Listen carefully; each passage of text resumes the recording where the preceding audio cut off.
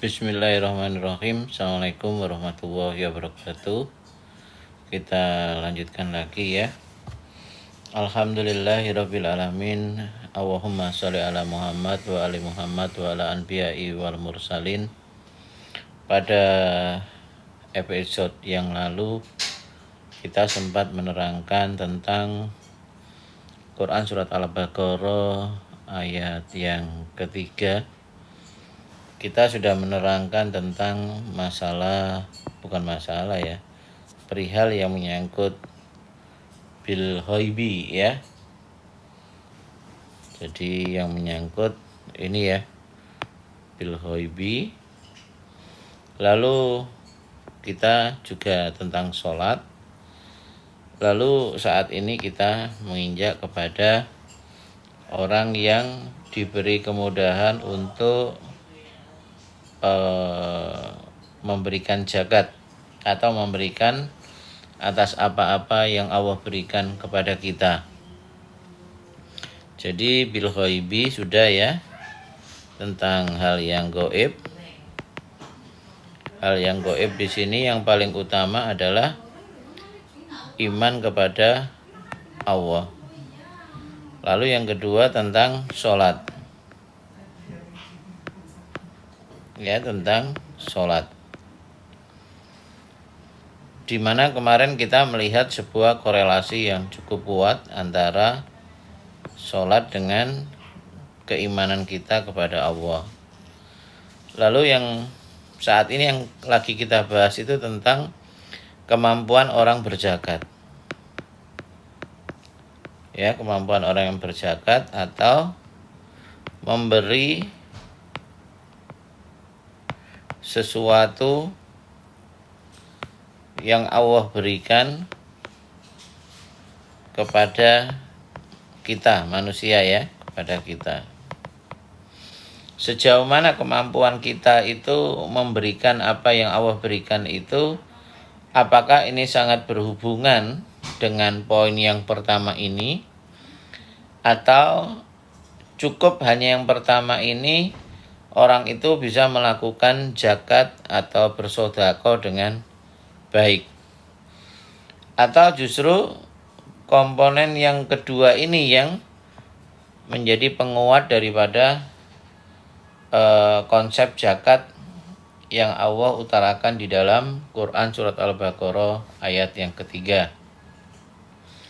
Saudara-saudaraku yang dimuliakan oleh Allah, pada saat kita memahami tentang ayat Al-Quran ayat yang ketiga ini, bahwa kalau kita melakukan pendekatan ya, kecerdasan kolbu, jadi kolbu intelijensi ya. Jadi di sini bahwa zakat itu sebenarnya orang yang meyakini Allah, meyakini kedudukan Tuhan dalam hidupnya, ia itu sudah memudahkan ya, menjadikan manusia itu mudah untuk beramal, mudah untuk memberikan sesuatu kepada orang lain. Karena apa? Keyakinannya kepada Allah. Kalau orang sudah yakin sama Allah, maka ia yakin juga bahwa hidupnya itu akan dijamin oleh Allah. Dan apa yang ia dapatkan ini bagian daripada pemberian dan rahman rahimnya Allah atau kasih sayangnya Allah. Namun kalau saya menelusuri, kalau kita hanya ya, kita ingin memberikan sesuatu yang Allah berikan ya, sekali lagi kalau kita mau menilai ya, untuk memberikan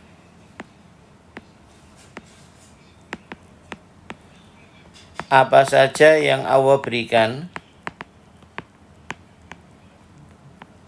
yang Allah berikan ke kita, yang Allah berikan ke kita, ke orang lain ya, entah ini kerabat dan lain sebagainya. Jika kita hanya mengandalkan tentang keimanan kita kepada Allah, ya, di sini ada 2 sampai 3 kemungkinannya. Kemungkinan pertama adalah suka beramal,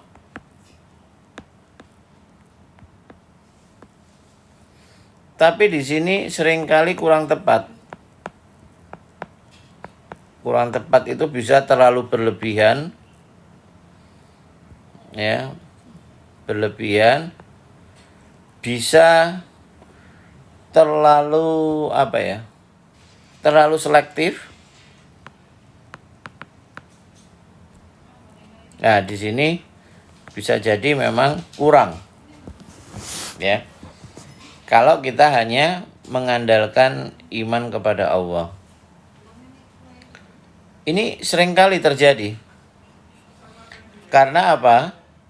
Pada saat orang itu mengimani yang gaib, terkadang ia masih menggunakan pertimbangan di otaknya, ya. Kalau orang yang memang punya dasar sosialnya bagus, pokoknya apa aja ya diberikan, walaupun terkadang nanti akhirnya ada keributan, ada persoalan dan lain sebagainya. Kalau yang selektif ini terlalu mempertanyakan untuk apa, mau diapakan dan lain sebagainya. Dan yang terakhir ini kurang, itu artinya apa? Dia kalau membantu kalau dimintai tolong. Jika ia digedor, jika ia didok-dok. Nah, ini ya. Tapi kalau kita menjumpai pada saat kita itu mengimani poin yang pertama ini, bil ghaibi, yakni khususnya Allah, umumnya rukun iman yang ke-1 sampai 6, ditunjang dengan sholat yang benar. Nah, ini yang sebenarnya orang itu nanti akan banyak melakukan kebaikan-kebaikan, memberikan apa-apa yang Allah berikan itu dengan tepat, ya, dengan tepat, dengan benar. Loh, kok bisa saya mengatakan dengan tepat, dengan benar? Karena di dalam komponen kolbu, ya, ini misalkan di dalam komponen kolbu,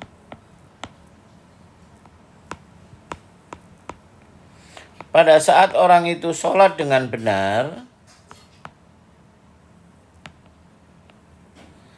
maka seluruh hampir komponen kolbu itu menjadikan hidup sehingga potensi yang ada di dalam kolbu itu menjadi maksimal. Nah, kemaksimalan ini membuat kerja daripada otak itu juga maksimal. Maksimalnya bagaimana? Ya seperti yang kita lihat dalam diri Rasulullah, ya, pada diri sahabat, tabiin dan lain sebagainya, ya. Karena mereka memang dipadu dengan kemampuan untuk sholat dengan benar. Jadi pada saat orang itu sholat dengan benar, komponen kolbu itu betul-betul hidup sehingga apa? Melepaskan kerak-kerak yang ada di otak, yang dimana ia seringkali berpikir subjektif. Aku seneng beramal dengan kelompok si X. Saya ingin beramal hanya intok. Padahal bisa jadi yang dibutuhkan lainnya. Atau dia menginginkan bahwa amalnya itu ya diketahui sebagian orang. semua komponen-komponen yang ada di otak yang membuat subjektivitas, maka itu akan dilunturkan, dilepas sama kolbu yang hidup dikarenakan sholat yang benar. Maka sebenarnya kita bisa melihat dan bisa menjadikan indikator kenapa nanti di padang mahsyar itu saat hari kiamat Allah mempertanyakan pertama kali itu sholat kita. Karena kalau dilihat di dalam kecerdasan kolbu, ya, kecerdasan kolbu, maka ini ya kecerdasan kolbu, maka orang yang sholat benar itu memang menjadikan seluruh komponen di dalam kolbu itu menjadi bagus, ya, komponen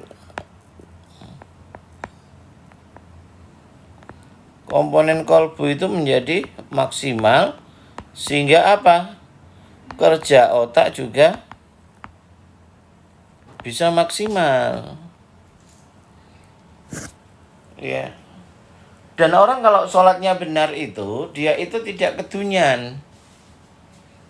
Jadi kalau orang itu menyatakan dirinya sholatnya benar, sholat benar,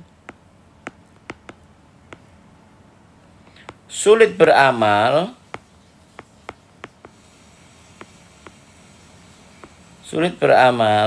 nah, ini dipertanyakan harusnya. Karena kalau sholat yang benar itu tidak menahan sedikit pun apa yang Allah berikan. Ya, orang butuh ini, ya ini saya punyanya ini. Semakin tinggi tingkat kualitas sholatnya, maka kemampuan untuk memberinya itu juga semakin tinggi. Ya, jadi ini yang harus difahami ya, bahwa sekali lagi kita hidup ini, kita beragama ini ada indikatornya. Kalau sholat masih banyak membicarakan orang, ya berarti sholatnya juga dipertanyakan. Jadi sholat yang benar itu kalau sulit beramal, suka mempermasalahkan orang,